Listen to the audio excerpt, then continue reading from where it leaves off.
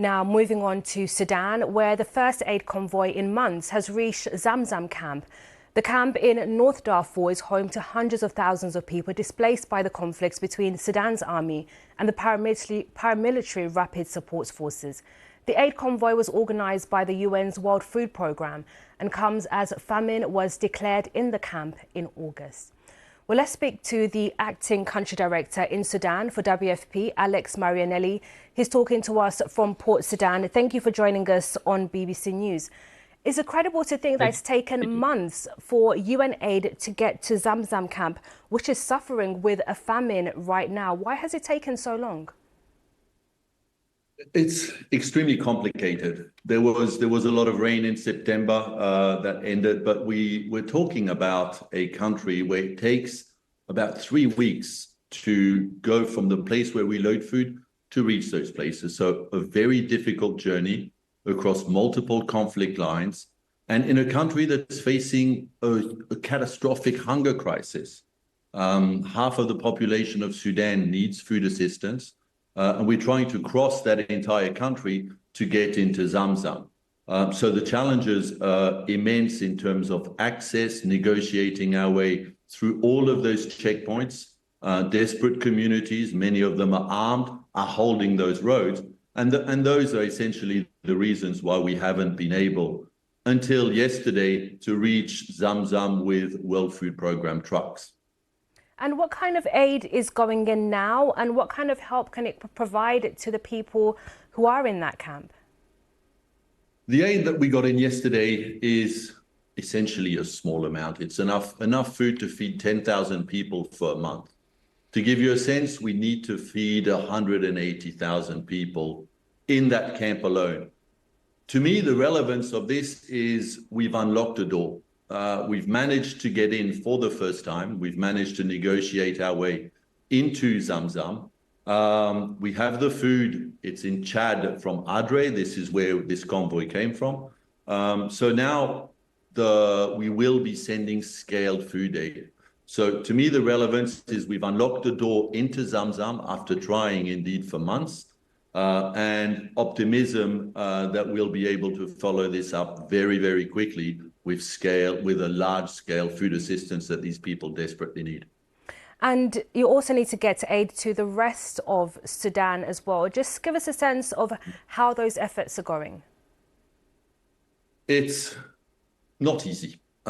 Free access across Sudan is our largest challenge. In some areas, we've seen a lot of active conflict in Khartoum, in el-Fasher. There we just cannot go because of the bombs, because of the fighting. The rest of the locations of Sudan, we are managing to scale up. We've reached 2 million people last month alone, and every month we are increasing. But it's an access challenge. It's a very difficult terrain. So 2 million, we aim to feed 5 million people every month in Sudan, and that is really the bare minimum that we really need to achieve. Alex Marianelli, Acting Country Director at the WFP in Sudan. Thank you for joining us on BBC News. Thank you. Thank you. Well, for a wider look at the conflict in Sudan, let's speak to our correspondent, Kalkidan Yabatau, who's monitoring the situation for us from neighbouring Ethiopia. So, Kalkidan, the aid situation there impacted by the ongoing conflict. Where do we stand with that at the moment? Yes, there is a huge number of people in Sudan that currently are in desperate need of aid, but that aid is not flowing freely because one of the reasons is the ongoing conflict, as he was describing earlier. In the Darfur region, in the West Kordofan region, as well as in the other parts of the country like Khartoum, sufficient aid is not being provided, and that's not just food aid.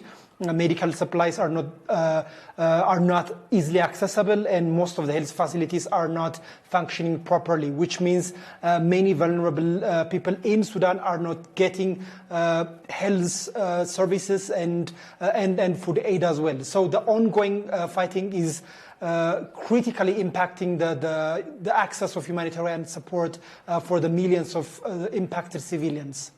And over the past few weeks, there have been shocking scenes of violence, especially in the Jazirah state in southern Sudan. Just bring us up to date in terms of the impact or the casualties of the conflict at the moment? Yes, those are the latest in a string of similar accusations, particularly labeled at the rapid support forces in that state. That is the central state in Sudan, the Jazirah state. And these latest reports came earlier this week. And according to health workers and eyewitnesses, it looks like fighters belonging to the RSF group were raiding a small village and attacking civilians indiscriminately. It looked like around 40 people were killed and properties were looted.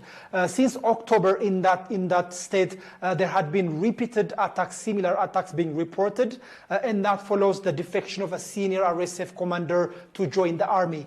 So the understanding, or at least the accusations being forwarded by rights groups and advocacy groups, is that the RSF is taking retaliatory measures following those defection. And Kalkidan, there have been recent efforts to reach a ceasefire in Sudan. Where do we stand with those at the moment? Well, several of the efforts to bring peace or even a small ceasefire have not materialized so far, but that doesn't mean that several international organizations and Western nations have stopped their efforts. Recently, the top U.S. envoy he traveled into Port Sudan, and he tried to at least arrange localized pauses in the fighting so that humanitarian aid can be delivered, and it seems that is showing some improvement, some progress. But other wider solution to resolve the dispute and to bring a wider ceasefire, we're not seeing much progress in that regard. Kalkidan, thank you. That's our correspondent Kalkidan Yebertao speaking to us from Addis Ababa in Ethiopia.